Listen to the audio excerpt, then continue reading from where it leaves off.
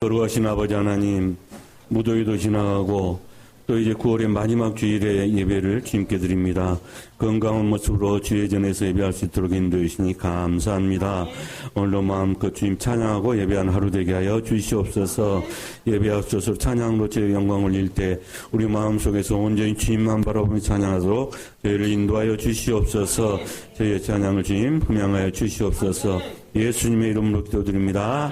아멘. 찬송하는 소리에서 찬양합니다.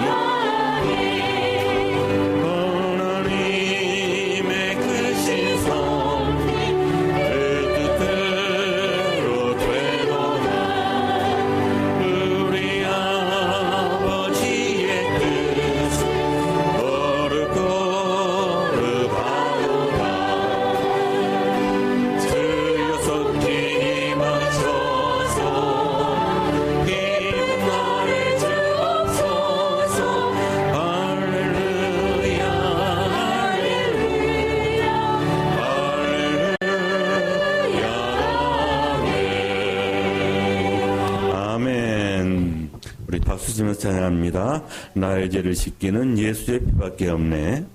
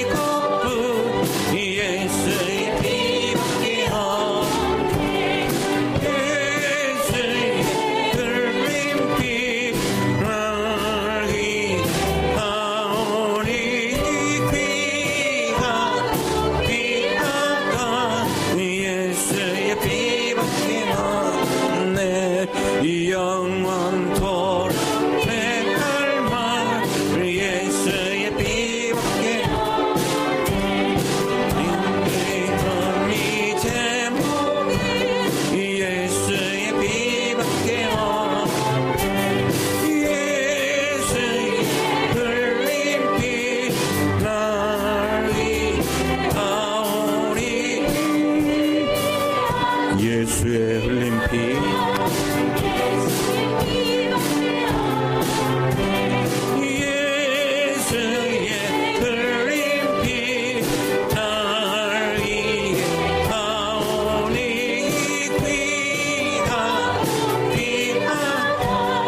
다시 한번 예수의 흘린 피 예수의 흘린 피 날 이게 아오니 귀하고 귀하다 예수의 피밖에 없네.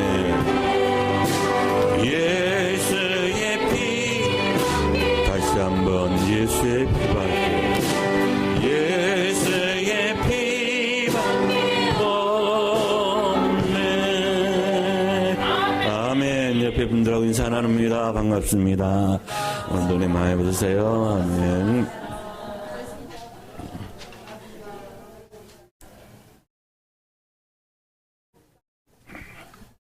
주님 가신 길 십자가의 길 찬양합니다.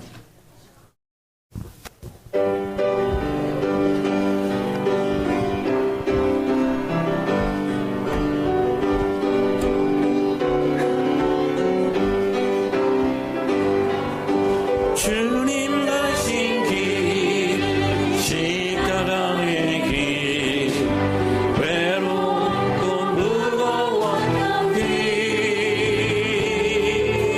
골고다의 거친 언덕길 지치신 주님의 모습 오늘 주님 용서소서.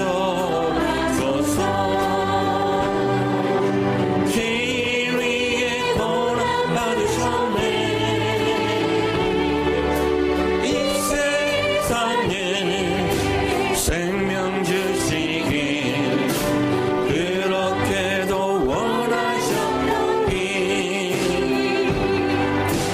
머리에는 반시 열려가 허리에는 굵은 장구 손과 발목 다 찔리신 지치신 주님의 모습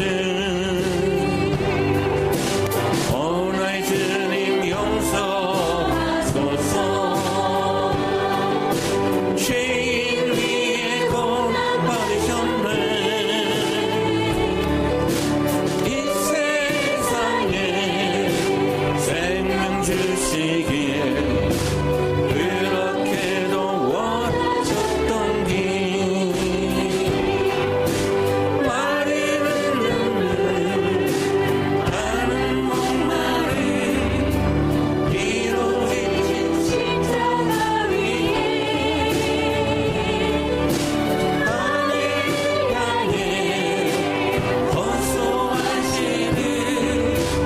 버림받은 주님의 영혼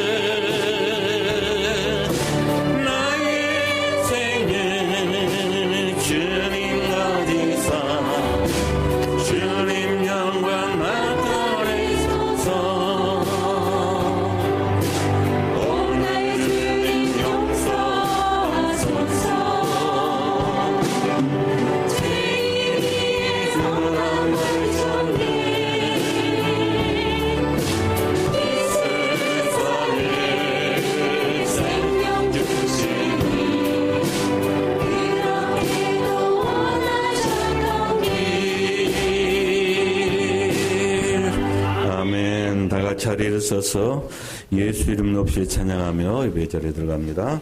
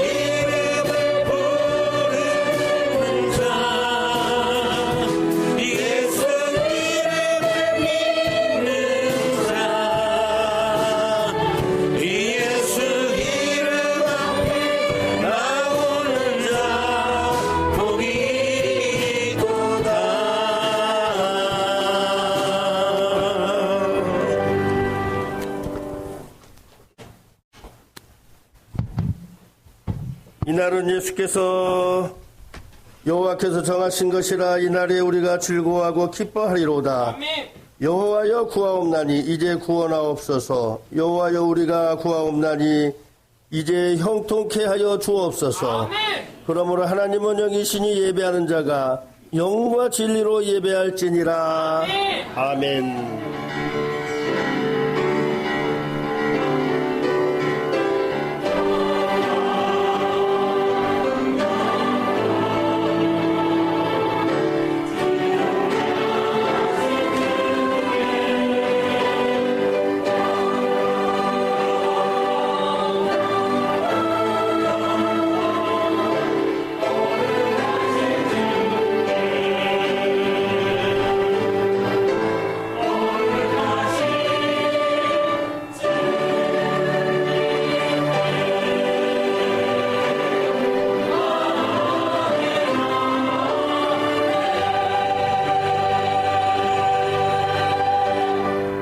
사랑이 많으신 하나님, 예수님의 십자가의 보혈로 죄 씻음을 받게 하시며 하나님의 자녀로 거듭나게 하여 주신 은혜에 감사를 드립니다. 아멘.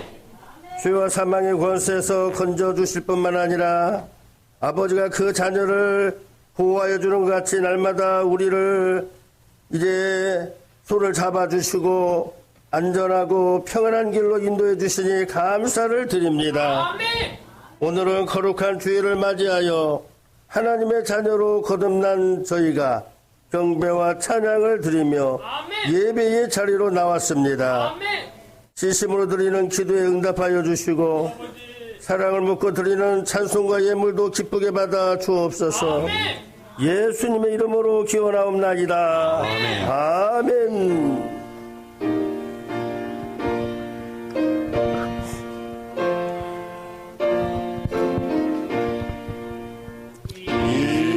서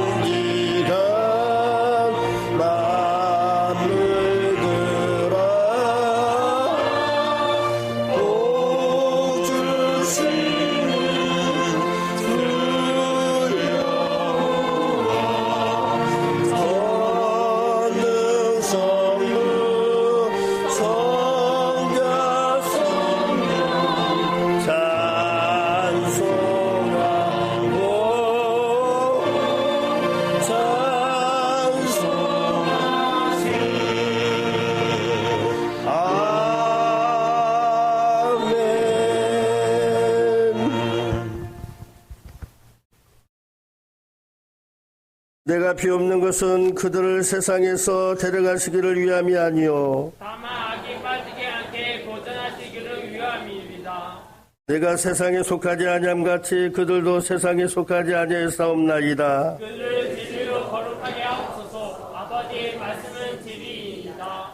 아버지께서 나를 세상에 보내신 것 같이 나도 그를 세상에 보내었고 또 그들을 위하여 내가 나를 거룩하게 하오니 이는 그들도 진리로 거룩함을 얻게 하려 함이니이다. 아버지여 아버지께서 내 안에 내가 아버지 안에 있는 것 같이 그들도 다 하나가 되어 우리 안에 있게 하사 세상으로 아버지께서 나를 보내신 것을 믿게 하옵소서. 내게 주신 영광을 내게 그들에게 주었사오니 이는 우리가 하나가 된 것 같이 그들도 하나가 되려 하려 함이니이다. 아멘. 나는 전능하신 아버지 하나님 천재 창조주를 믿습니다. 나는 그의 유일하신 아들 우리 주 예수 그리스도를 믿습니다.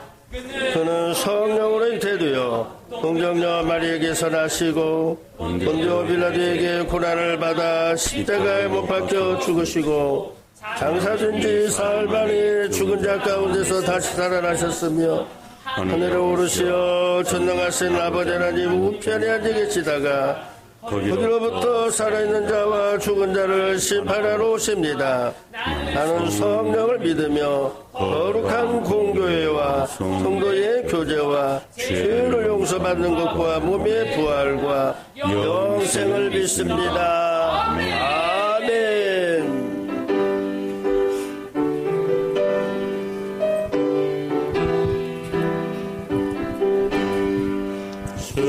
선교사의 의미가 역사 속에 맥박지고 전도자의 어린 복음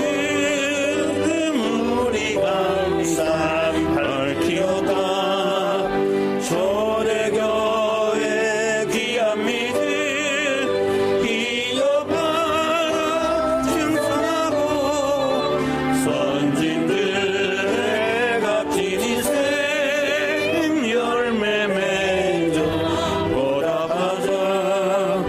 동서남북 모든 사람 주 안에서 하나이니 주 예수님 말씀 따라 내 몸같이 사랑하자. 금수 항상 방광복고 복음을 거리우며 땅끝까지 복음 소식 널리 전파하자. 성도 성자 성령님께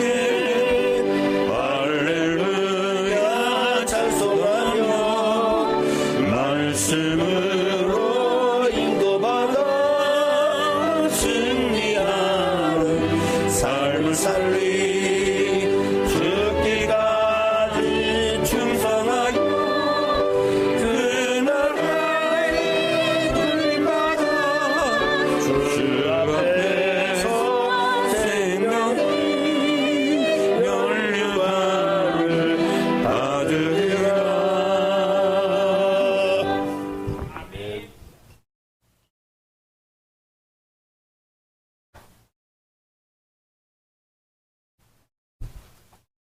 천지 만물을 창조하시고 다스리시는 하나님 아버지, 영원히 죄로 죽었던 우리지만 예수님의 십자가 보혈로 우리를 구원해 주시고 하나님의 백성 삼아 주시니 감사드립니다. 우리는 구원받을 만한 그 어떤 자격도 공로도 없지만은 오직 주님의 은혜임을 믿으며 깊은 감사의 고백으로 이 시간 우리 성도들 한마음으로 찬양과 경배를 올려드립니다. 주님 영광 받아 주시옵소서. 올여름 식을 줄 모르던 불볕더위가 계절의 섭리 가운데 서서히 물러가고 이제 시원한 바람을 느끼게 하시며 높고 파란 하늘을 오곡백과 넘실대는 황금들판을 보게 하시니 감사드립니다. 우리의 삶에도 고난을 일으키는 어둠의 모든 세력들은 물러가게 하시고 기쁨으로 웃음 짓는 일들이 우리 가정들 속에 많아지게 하여 주시옵소서. 주님, 우리의 죄를 회개합니다. 주님의 말씀보다 세상 것에 마음을 뺏기며 살았습니다. 서로 사랑하라고 하신 말씀 순종하지 못하고 시기하고 정죄하며 믿음에서 비켜가는 삶을 살았습니다. 주님 뜻보다도 내 뜻을 앞세우며 살았습니다. 주님, 저희를 용서하여 주시옵소서. 이 시간 하나님의 음성을 청종하게 하시고 말씀 가운데 새롭게 하는 은혜를 힘입는 귀한 시간 되게 하여 주시옵소서. 우리의 산성이 되시는 하나님 아버지, 이 세상은 위험으로 가득합니다. 이상기후로 인한 위험과 화재와 교통사고 등 숱한 사건 사고로 인해 많은 생명들이 목숨을 잃고 세계 도처의 전쟁의 참화가 계속되어 안전지대가 없는 세상입니다. 이런 위험과 혼란의 시대를 살아가는 저희들을 불쌍히 여겨주시고 피난처가 되시고 산성이 되시고 방패 되시는 하나님께서 우리를 안전하게 보호하여 주시옵소서. 대통령과 위정자들에게 함께하여 주옵소서. 하나님을 경외하는 은혜를 주시고 진정으로 국민을 위하는 겸손의 삶을 살게 하시며 평화롭고 살기 좋은 나라로 이끌어갈 수 있도록 지혜를 더하여 주시고 모든 어려운 문제들, 국내외의 모든 어려운 문제들 잘 해결해 나갈 수 있도록 지혜와 명철을 더하여 주시옵소서. 우리 교회를 위해서 기도드립니다. 우리 교회를 통하여 생명의 양식을 얻게 하시고 우리가 하나님을 예배하게 하여 주시니 감사드립니다. 이 교회를 통해서 이 지역의 많은 영혼들이 구원함을 받게 하여 주시고 초대교회와 같은 부흥의 불길이 다시 한번 타오를 수 있도록 인도하여 주셔서 믿는 자의 수가 날마다 더하여가는 은혜가 넘치는 교회가 되게 하여 주시옵소서. 모든 기관마다 차고 넘치게 하여 주시고 주의 진리로 예수로 충만한 교회가 되게 하여 주시옵소서. 우리 교회가 세상에 밝은 소리를 전하고 어두운 세상에 밝은 빛을 비추는 교회가 되며 하나님 나라의 지경을 넓혀가는 교회가 되게 하여 주시옵소서. 10월 27일 총동원 전도주일 온 성도들이 기도하고 잘 준비하며 전도하여 준비된 영혼, 예비된 영혼들을 초청하여 구원의 기쁜 소식을 듣게 하시고 구원받는 역사를 경험할 수 있도록 은혜를 베풀어 주시옵소서. 우리의 소망 되시는 하나님 아버지, 우리 교우들 가운데 몸과 마음이 연약한 교우들도 많습니다. 뜻하지 않게 찾아온 질병으로 힘겨워하는 지체들도 있습니다. 하나님 긍휼을 베풀어 주시고 치유하시는 주님의 손으로 만져 주시옵소서. 낙심하지 않게 하여 주시고 문제보다 더 크신 하나님을 경험케 하시며 더욱 든든한 신앙의 성숙을 이어갈 수 있도록 은혜를 더하여 주시옵소서. 우리의 자녀들을 위해 기도드립니다. 군복무 중인 우리의 자녀들, 해외 유학 중인 자녀들, 직장 따라 객지에 있는 자녀들, 학업에 열중하는 자녀들 건강하게 하시고 항상 복 있는 자의 자리에 앉게 하여 주시옵소서. 결혼을 앞둔 자녀들, 취업을 준비하는 자녀들, 하나님 그들의 기도를 응답해 주시고 기도의 열매를 누릴 수 있도록 은혜를 더하여 주시옵소서. 지구촌 곳곳에서 복음 전하는 선교사들에게 은총을 베풀어 주시옵소서. 제자들을 보내심이 마치 양을 이리떼 가운데로 보낸 것 같다고 하신 주님, 그들의 안전을 지켜주시고 담대하게 복음을 전할 수 있도록 용기를 주시며 위기에 잘 대처할 수 있는 지혜와 명철함을 더하여 주시옵소서. 우리 교단 총회를 은혜 가운데 잘 마치게 하여 주심을 감사드립니다. 아버지, 우리의 한국교회가 주님의 뜻을 이루어가는 데 귀하게 쓰임받게 하여 주시고 세상 사람들의 희망이 될 수 있는 교회가 될 수 있도록 인도하여 주시옵소서. 아버지, 우리 교회 천대영 목사님 노회장의 사역을 잘 감당케 하심을 감사드립니다. 얼마 남지 않은 기간도 함께하여 주시고 잘 마무리할 수 있도록 갑절의 은혜를 베풀어 주시옵소서. 오늘도 다니엘서 말씀 전하실 때에 성령의 권능으로 역사하여 주시옵고 송이꿀보다 더한 은혜의 말씀으로 충만케 하여 주시옵소서. 함께 도우시는 전도사님의 사역에 성령의 크신 은혜를 함께하여 주시고 교육부서가 더욱더 부흥하고 성장케 하여서 다음 세대를 든든히 세워갈 수 있도록 은혜 베풀어 주시옵소서. 오늘도 교회와 예배를 위해서 애쓰는 귀한 봉사자들의 손길 위에 하늘의 신령한 복으로 주님 함께하여 주시옵소서. 오늘 예배에 참석지 못한 교우들 어느 곳에 있든지 하나님 지켜주시고 아버지 함께 기도하며 아버지 하나님 은혜의 자리에 있게 하여 주시옵소서. 찬양대 찬양을 하나님 기쁘게 받으시고 모든 예배 주님 홀로 영광 받아 주시옵소서. 예수님 거룩하신 이름으로 기도드리옵나이다. 아멘.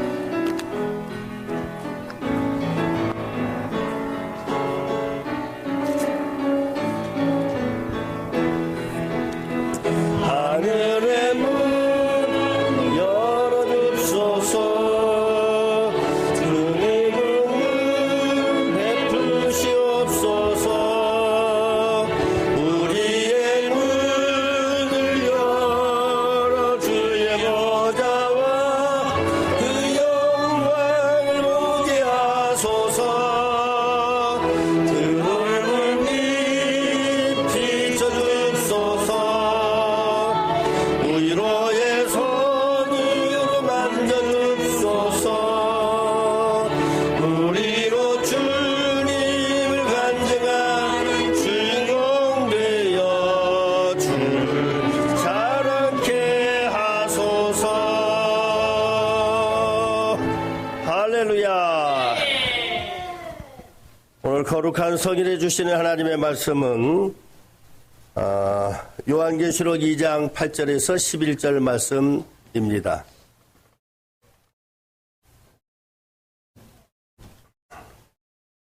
요한계시록 2장 8절 교독하겠습니다. 11절까지. 서머나 교회의 사자에게 편지하라. 처음이며 마지막이요 죽었다가 살아나신 이가 이르시되 내가 하나님과 우리가 알거니와 실상은 내가 하늘과 비비고 알거니와 세상은 유대의 아니요 사탄의 회당이야. 너는 장차 받을 고난을 두려워하지 말라. 볼지어다 마귀가 장차 너희 가운데서 몇 사람을 옥에 던져 시험을 받게 하리니 너희가 10일 동안 환난을 받으리라. 네가 죽도록 충성하라. 그리하면 내가 생명의 면류관을 네게 주리라. 위에 있는 자들이 성경의 교회들의 하시는 말씀을 들을지어다. 이긴 자는 둘째의 사망을 받지 아니하리라. 아멘. 하나님의 말씀입니다.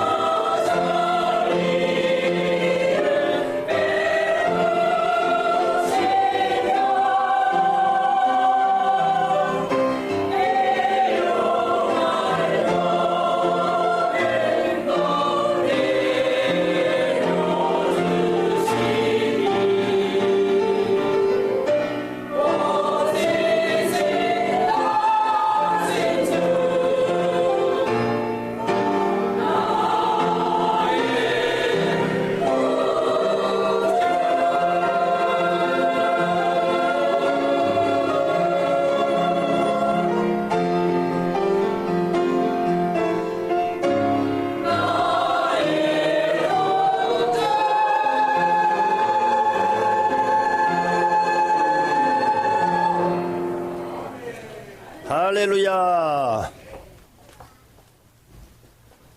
오늘 저는 우리 손양원 목사님에 의해 여수지역 순교자들을 기념하면서 74주기 추모 예배를 설교를 하려고 합니다.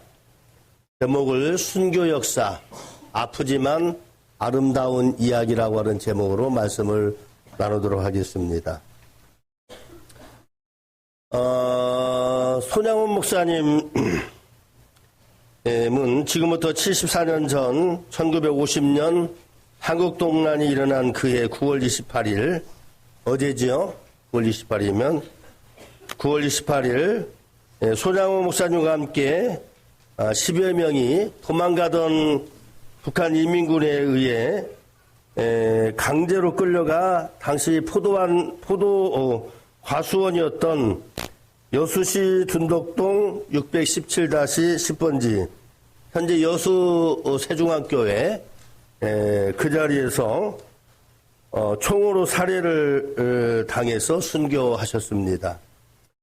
여수노예는 매년 이맘때가 되면 이제 여수 일제시대와 또 6.25 동란 때에 순교한 순교자들 이제 그들을 추모하는 예배를 드리고 있습니다. 누가 저에게 이제 교회의 역사가 무엇이냐라고 묻는다면, 교회의 역사는 무엇이냐라고 묻는다면, 저는 교회의 역사는 순교의 역사라고 말할 것입니다. 왜냐하면 예수님께서 흘리신 보혈의 피로 말미암아 그의 몸된 교회가 태어났고 세워졌고, 우리는 십자가상에서 이제 피 흘리신 물과 피를 흘리시며 대속의 희생을 당하신 예수 그리스도를 믿고 예수 그리스도의 발자취를 따라가는 사람들이기 때문에 그렇습니다. 기독교의 역사는 순교의 역사입니다. 따라서 기독교 역사는 순교의 역사다. 여러분, 초대교회는요, 순교자의 피로 성장을 했습니다. 신앙을 지키고자 여러분 스데반 집사가 또 제자 야고보가 순교를 했습니다. 또한 사도 요한을 제외한 제자들이 순교자의 반열에 올랐습니다. 사도 바울이 세계 복음화를 위해서 복음을 전하다가 결국 순교자가 되었습니다. 자, 이렇게 초대교회는 말할 수 없는 그런 박해로 시작을 했습니다. 여러분, 당시 로마 10대 박해라고 하면 여러분 누구나 아는 유명한 말입니다. 네로 황제로부터 디오클레티안이라고 하는 황제 이르기까지 10명의 황제들이 300년간 수없이 많은 갖가지 박해와 핍박을 성도들이 가했는데, 그때 성도들은 여러분 신앙을 지키다가 순교자가 되었습니다. 그 유명한 순교자들 가운데 바로 교부 이그나티우스를 비롯해서 저스틴, 폴리캅, 이레네우스, 오르겐이라고 하는 사람 같은 유명한 이제 목회자들을 비롯해서 수없이 이름 없는 성도들이 순교했습니다. 여러분, 이렇게 순교를 많이 했으면 교회가 쓰러지고 성도들이 하나도 없어야 되는데 오히려 교회는 어떻게 됐습니까? 더 부흥하고 성장을 했습니다. 성도들은 더욱더 강해졌습니다. 예수님은 말씀하십니다. 요한복음 12장 24절 말씀 시작. 내가 진실로 너에게 이르노니 하나님의 미래가 땅에 떨어져 죽지 아니하면 하늘 그대로 있고 죽으면 많은 열매를 맺느니라 말씀했습니다. 로마에 가면, 로마 근교에 가면 카타콤이라고 하는 지하 동굴 묘지가 있습니다. 네로 황제 때부터 성도들을 향한 박해가 심해지면서 신앙은 곧 죽음을 뜻했습니다. 그래서 성도들은 박해를 피하여 지하 동굴에 하나씩 모이기를 시작했습니다. 그것에서 생활을 했습니다. 그새 돌아온 성도들은 지하 동굴을 계속해서 옆으로 밑으로 파들어갔습니다. 넓혀갔습니다.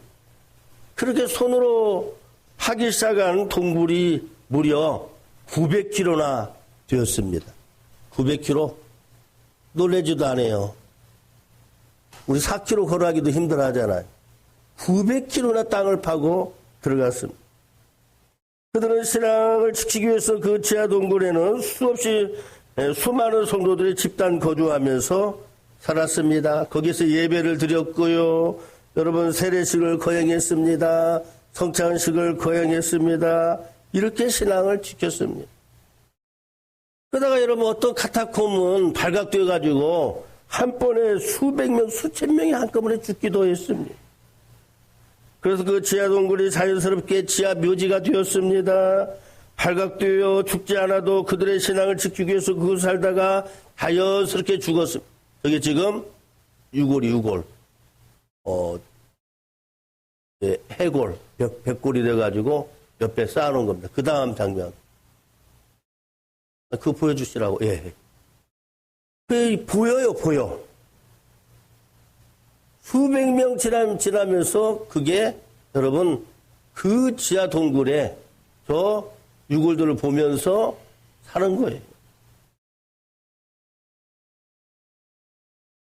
300여 년간 600만 명이 이곳에서 살다가 죽었다고 합니다.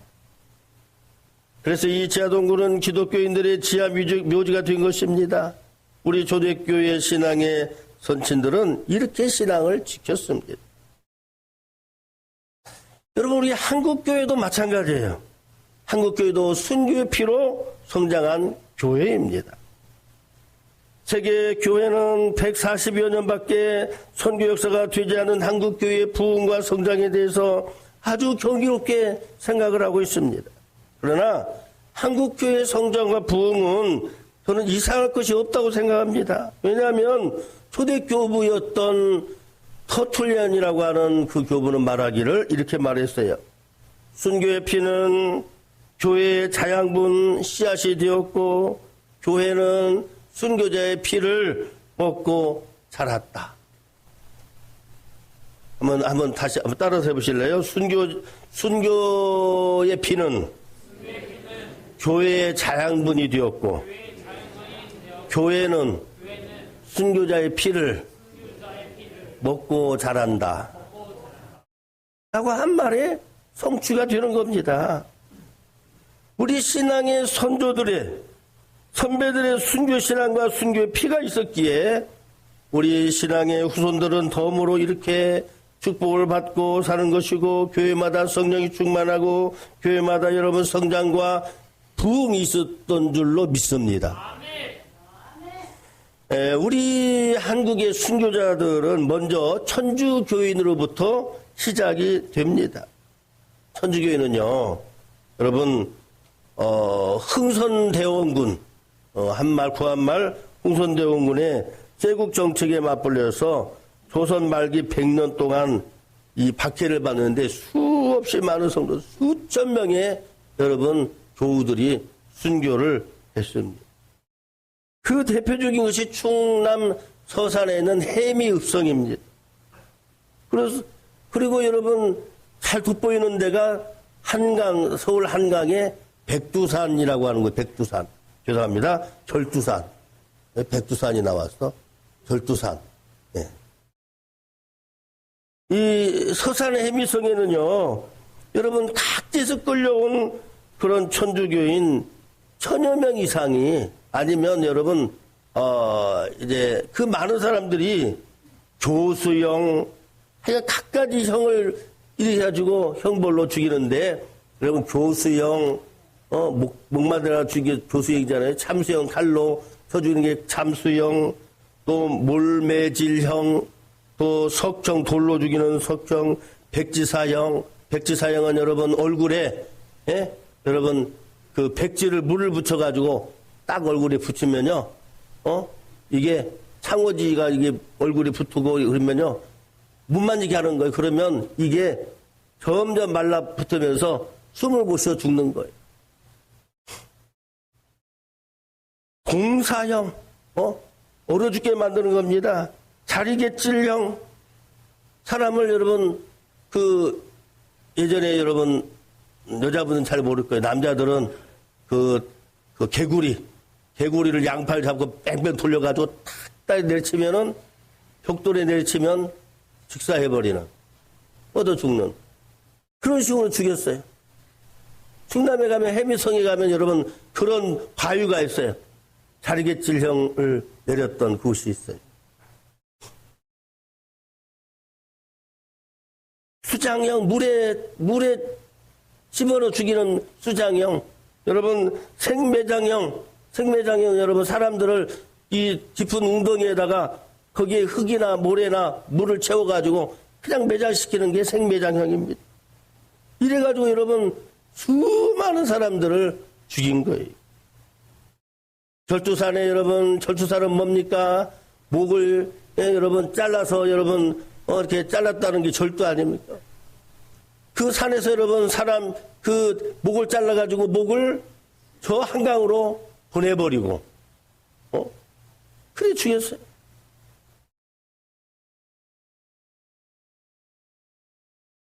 한국 개신교 역사, 선교 역사도 순교의 역사였습니다. 한국 개신교의 여러분 순교 역사는 3대 시기로 볼 수 있다고 합니다. 첫 번째는 구한말 여러분 흥선대원군의 통치 기간에 천주교인과 함께 개신교인들도 알게 모르게 많이 죽었다고 그래요. 또 일제 식민 통치 기간에 시사참배 운동과 시사참배 반대와 3.1운동으로 교회와 성도들이 많은 핍박을 받고 순교를 당했습니다. 또 6.25 전쟁을 거치면서 공산주의자들로부터 수천 명의 성도들이 죽임을 당했습니다. 장렬하게 순교를 했습니다. 여러분, 개신교 순교사에 대해서 좀 제가 말씀을 드리겠습니다. 최초 개신교 선교사, 순교자는 토마스 목사님입니다. 토마스 선교사입니다. 영국 출신의 여러분 토마스 목사님은 목사의 아들로 태어났습니다. 1859년 런던 대학교 뉴 칼리지에서 대학 과정과 신학교를 공부하고 목사수를 받은 후에 여러분 그냥 목사보다는 이 사람은 선교의 꿈을 가지고 있었어요. 런던 선교회에 들어가지고 파송을 받고 갓 결혼한 부인과 이분은 아일랜드의 굉장히 부자 성읍의 딸이었다고 그러는데 이 부인과 함께 중국을 선교지로 선택해서 떠났어요. 여러분 그 해에 이 중국 상해로 떠났던 이 부부가 아내가 풍토병에 못 이겨서 급성으로 건강이 악화돼서 몇 개월 지난 다음에 죽는 거예요. 토마스 선교사는 마음이 아프고 상심한 가운데 선교사 이 직임도 이제 사표를 내고 여러분 세관에서 통역일을 보았습니다. 너무너무 고통스러운 시간을 보냈습니다. 그런데 여러분 하나님은 그를 가만히 놔두지 않았습니다. 기독교인이 한 사람도 없다고 전해지는 여러분 한국 땅에 조선 땅에 관심을 가지게 되었고 조선 선교의 꿈을 꾸기 시작을 했습니다. 그는 다시 통역관에 사표를 내고 기회를 엿보는 때에 마침 한국으로 가는 배를 여러분 보았습니다. 당시 조선은 흥선대원군의 지배로 병인양요 1866년 병인양요로 천주교인 수천 명이 학살당했던 때입니다. 사악한 교리를 전한다고 서양인들을 여러분 사제들을 7명이나 선교사들을 9명이나 처형을 했습니다. 서양 선교사들에 대한 극심한 혐오와 여러분 경계가 있었을 때에 토마스 선교사는 마침 한국으로 가는 배를 탔습니다. 그리고 토마스 선교사는 한문 성경책을 가지고 조선 황해도 연안에 도착해서 약 2달간에 걸쳐가지고 거기서 한문 성경을 이렇게 나눠주고 2달간 한글 공부를 했다고 그래요. 우리는 바로 여러분 순교 얘기를 합니다만은 미리 2달간 한국에 들어왔었대요. 열심히 여러분 이제 한국어를 배우고 전도한 다음에 다시 중국으로 들어갔습니다. 다시 기회를 잡고 있던 토마스 선교사는 때마침 미국 상선이었던 저널 상선, 그러니까 물건을 파는 배예요. 거기에 제너럴 셔먼이라고 하는 무역을 위해서 한국으로 떠난다는 소식을 접하게 됩니다. 1886년 7월 그는 그 배의 통역관 겸 안내자로 이제 동승하여 선교 열정을 불태웠던 한국으로 다시 향하게 됩니다. 원래 계획은 여러분 한강으로 우리 남한이 지금 한강으로 들어오게 됐는데 그 배에 여러분 이제 그 총책임자였던 사람이 착각을 하고 항해사의 실수로 그만 이 배가 한강으로 들어오지 않냐고 북한 쪽에 있는 대동강 쪽으로 들어가게 된 거예요. 자, 대동강변에서는 그 배가 오니까 병들들과 평양 시민들이 강하게 여러분 물러서라고 저항을 했습니다. 들어오지 말라고 막 그 소리를 치는 거예요. 돌을 던지고 활을 쏘고 포를 쏘기 시작했습니다. 위협을 느낀 이 제너럴 셔먼호에서도 마치 대응을 하는데 소총과 대포로 응사를 했습니다. 근데 그 와중에 홍수로 불어났던 대종강 물이 줄어들고 서해 썰물이 이렇게 때가 되니까 강물이 급격히 빠져나가는 거예요. 그 큰 배가 강바닥에 좌초하고 말았던 거예요. 이때 평양감사 박 교수의 명령에 따라서 불붙은 작은 배를 그것으로 보내니까 그 배가 셔먼호에 불이 붙고 셔먼호에 있는 사람들이 다 뛰어내리기 시작했습니다. 다 뛰어내리면서 이 강가로 올라오면 우리 이 조선 병졸들이 다 그들을 죽이는 것입니다. 토마스 목사도 더 이상 배에 있을 수 없어서 성경 몇 권을 품 안에 품고 강으로 뛰어내렸습니다. 헤엄쳐 올라왔습니다. 강변에 이른 토마스 목사는 이 당시 퇴교 박춘권이라고 하는 사람의 칼에 죽게 되었습니다. 이로써 토마스 선교사는 한국 개신교 선교 역사의 최초의 선교자가 되었습니다. 그러나 여러분, 하나님은 손해보시는 분이 아닙니다. 한번 따라서 해보세요. 하나님은 결코 손해보시는 분이 아니다. 여러분의 삶에 하나님은 결코 손해보시는 분이 아닙니다. 여러분을 통해서 역사하시는 것을 믿으시기를 바랍니다. 토마스 목사가 선교사가 죽기 전에 품고 온 성경은 강변 여기저기 여러분 뿌려졌습니다. 자기를 죽이려던 박춘권이라는 사람에게 성경 한 권을 주었지만 받지 않아 그대로 모래사장에 던지고 순교의 길에 들어섰습니다. 그러나 박춘권은 자기의 칼을 맞고 죽어야하는 사람이 던져주는 책은 받지 않았지만 상황이 끝나고 되었을 때 집으로 돌아갈 때에 이게 무슨 책인가 하고 한 권을 가지고 갔는데 그가 가지고 간 그 성경을 보니까 너무 귀한 말씀인 거예요. 그래서 정독을 한 다음에 예수를 영접하고 독실한 신자가 되어서 안주교회 영수가 되었다고 합니다. 분중성에 12살 난 소년이 하나 있었습니다. 그 소년의 이름이 최치량이라고 합니다. 최치량. 그 아이가 성경 3권을 가지고 나왔습니다. 한 권은 그 영문 주사 이제 그 성을 들어갔다 나왔다는 그것을 관리하는 박영식이라는 사람한테 주었습니다. 박영식이라는 사람은 당시 도배지가 도배지가 필요해가지고 집안에 그냥 다 도배를 이 성경 가지고 이렇게 도배를 한 거예요. 천장에도 하고 벽에도 하고 다 이 방에도 저 방에도 다 한 거예요.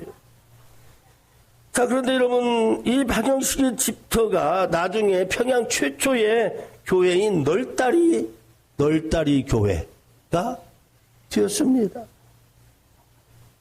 여러분, 토마스 선교사를 죽인 박충곤의 조카 이영래가 박영식의 집에 들어갔다가 벽에 막 성경책이 막 다 이렇게 있는 것을 보고 감동이 되어 성경책을 읽으면서 주님을 영접하게 되었습니다. 할렐루야.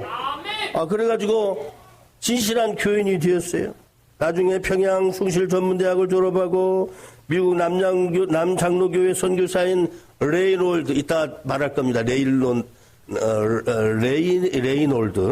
7인의 선교사 이따 말씀드릴 건데, 레이놀드의 조사가 돼가지고 한국인 성서 번역위원회에 들어가서 한 사람으로 성경 번역에 큰 공헌을 하게 되었다고 합니다. 토마스 선교사는 이렇게 나이 27세에 숨져갔지만 그가 순교한 평양 성민들이 다수가 예수를 믿게 되었고, 평양은 한국교회 중심이 되었을 뿐만 아니라 해방까지 동양의 예루살렘으로 별명을 얻게 되었습니다. 한국 개신교의 이제 역사는요, 1885년 4월 5일 부활절 날, 장로교회 언더우드 선교사와 감리교회 아펜셀러 선교사가 두 사람이 인천에 재물포항으로 들어오므로 본격적으로 시작이 되었다고 볼 수가 있습니다. 그러나 여러분, 그 일이 있기 전에 1884년에 85년에 두 선교사가 들어왔다면, 부부 선교사가 들어왔다면은 그 전에 84년에 감리교회의 공식 선교사인 맥클레라는 사람이 한양에 들어와서 고종으로부터 선교 윤허를 받았다고 그래요. 그렇기 때문에 여러분, 감리교회에서는 1884년이 선교 원년으로 봐야 된다고 주장하기도 합니다. 서울 양화진에 가면, 그리고 아펜설레는 여러분, 사고로 인해서 배를 타고 가다가, 선교하는 배를 타고 가다가, 여러분, 이제 배가 사고가 나서 또 순교를 당합니다. 서울 양화진, 여러분, 양화진에 외국인 선교사 묘지가 있습니다. 양화진에 외국인 선교사 묘지에 가면 부한말 선교사들과 그의 안에 자녀들의 묘지가 있습니다. 언더우드, 아펜셀러, 헐버트 같은 미국인 선교사를 비롯해서 전 세계에서 13개국의 선교사들, 자녀들, 가족들이 왔는데요. 480명이 여러분, 그 사람들 돌아가지 않냐고 여기서 순교당한 사람들, 자연사한 사람들 밑에서 480명의 여러분 묘지가 있습니다. 그들은 그냥 죽음을 맞이한 게 아닙니다. 빨리 보여줘야지. 다 지나가 버리는데. 한번 그림 한번 보여줘 보세요. 사진 10번. 양화진 외국인 선교사 미원입니다. 굉장히 커요.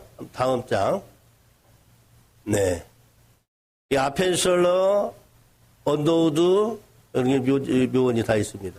그 다음, 이렇게 많이 있죠. 480명의 선교사들 가족들이 있으니까, 또 외교사절에 우리나라를 대변했던 외교사절, 그분들도 들어가 있습니다. 마지막에 안타까운 것은 어린 나이에 우리 풍토병을 이기지 못한 이질, 장티부스, 콜레라 이런 거에서 이기지 못하고 어린 아이 때 죽었던 그 아이들의 묘가 저렇게 있는 겁니다. 이제 호남, 전남 선교를 제가 잠시 말씀을 드리겠습니다. 조금 여러분 시간이 돼서 용서해 주시기 바랍니다. 호남 지역의 선교 역사는 미국 남장로교회, 여러분 한국선교회가 1892년 7인의 선발대를 한국에 보내므로 여러분 이 전남 지역은 선교회가 전도가 시작이 되었습니다.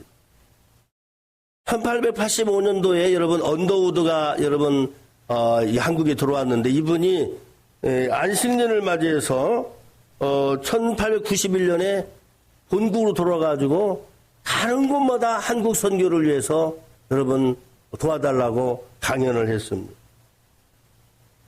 여러분 1891년 시카고에 있는 맥코믹 신학교, 제가 이제 학위 받은 곳인데 거기 가서 한국 선교 현황을 보고를 했습니다. 그때 신학생이었던 테이트라고 하는 사람, 이 테이트라는 사람이 헌신을 하게, 테이트가 누구냐면 한마디로 전주 지역에서 활동하시는 분인데, 여러분 김제에 여러분 기역자교회 있죠? 있어요. 기역자교회, 금산교회, 기역자교회, 그 기역자교회를 여러분 세운 분이에요. 그 기역자교회는 뭐로 유명합니까? 마부로 있었던 이작이라고 하는 사람이 예수를 믿고는 그 교회의 장로가 되고 그 교회의 목사가 돼가지고 여러분 한국교회에 큰 역사를 이뤘던 그 목사님이 됩니다. 자, 거기까지 말씀드리고, 하여튼간에 테이트라고 하는 사람이 선교사로 지원합니다. 또 미국 연합 그 신학생 연합 외국 선교회에서 여러분 역시 언더우드 강연하는데요. 거기에서 유니온 신학교의 존슨이라는 사람, 아까 말씀드린 레이롤드라는 사람이 기쁨 감명을 받고 선교사로 지원합니다. 이뿐만 아니라 여러분 그분들의 부인들, 또 전킨이라고 하는 아주 뛰어난 수제가 또 한국 교회를 위해서 헌신을 이렇게 다짐합니다. 그래서 전킨 부인, 그 다음에 여러분 레이놀드 부인, 그 다음에 여러분 테이트 여동생, 그래가지고 테이트의 여동생이었던 여러분 이 사람이 매티 테이트라는 사람인데 그 친구를 또 데려와요. 데이비드라고 하는 여자를 데려와서 함께 선교. 7명이 되는 거예요. 7명.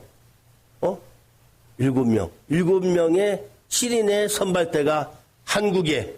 그럼 한국이 서울로 왔는데 서울에 가니까 먼저 북장로교회 언더우드 목사님과 왔던 그 선교사들이 있는 거예요. 그분들하고 협의를 하면서 북장로교회는 서울과 평양과 전국에 그걸 맡기로 하고 서로 분쟁하지 아니하고 선교를 잘 하기 위해서 우리 남장로교회는 저 밑에 호남 전라도를 섬기도록 하시오. 그래가지고 분할 약속을 했어요. 여러분, 그래서 여러분 이 호남 전북과 전남의 선교는 미 남장로교회에 여러분 선교사들이 와서 선교를 한 겁니다. 알겠죠? 저는 이 말씀을 준비하면 왜 남장로교회, 북장로교회가 그냥 미국 장로교가 오면 될 거 가지고 왜 남장로교회가 오고 북장로교회가 오느냐? 미국도 여러분 남북전쟁이 일어났잖아요. 남북전쟁이 일어나면서 여러분 사이가 갈라졌어요. 교회도 어쩔 수 없이 이렇게 갈라지게 돼서 그래서 북장로교회가 생기고 남장로교회가 생기게 된 거예요. 남장로교회가 이제 늦게 우리 호남에 와서 섬기게 되었고, 우리가 이 남장로교 선교사들에 의해서 여러분 광주와 목포와 여러분 그리고 순천과 여수까지 이 복음이 다 전해지게 된 줄로 믿습니다. 자, 시간이 너무 지나가지고 좀 생략하고요. 마지막으로 광주 지역에 여러분 그 양림동 108번지 지금 우리 예장 통합 측 그 신학교 호남 신학교가 있는데 거기에 신학교 언덕에는 한국 1895년 이후에 한국에 와서 나주 목포 광주에 선교부를 세우고 30년간 복음을 전하기 위해서 살다가 주님의 품에 안긴 사람들이 많이 있습니다. 여러분 거기에는 유진벨이라고 하는 여러분 우리 여수에도 그분이 와서 배유지라고 하는 선교사인데 그 선교사의 묘를 유시한 선교사들의 부인과 자녀들 그 친척들 22명의 선교사 묘지가 있습니다. 여러분 유진벨은요 그 부인이 왔는데 풍토병에 너무 빨리 죽은 거예요.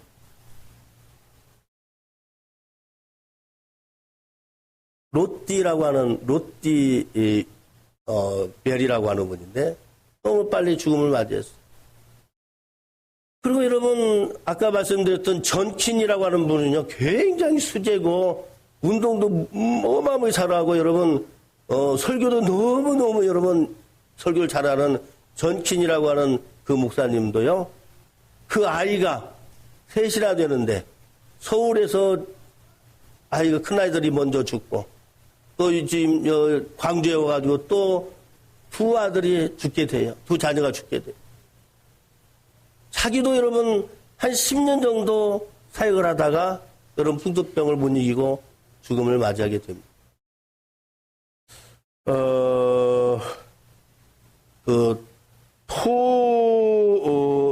토이씨라고 하는 선교사는요, 두 자녀가 죽었는데, 그 선교사의 두 자녀가, 예를 들어서, 어제 한 명 죽고, 그 다음에 오늘 한 명 죽고, 하루 사이에 두 명의 자녀가 여러분, 이 풍토병을 못 이겨가지고 죽음을 맞이했어요.